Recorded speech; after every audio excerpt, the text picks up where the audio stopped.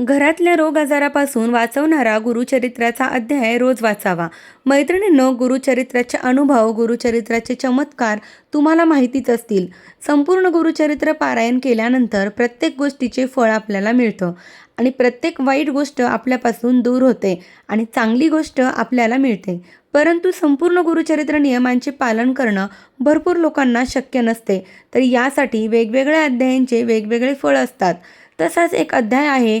याचं वाचन जर आपण रोज केलं, दररोज केलं, सकाळी अंघोळ झाल्यानंतर, तर आपल्याला रोग आणि आजारापासून, व्याधीपासून मुक्तता मिळते.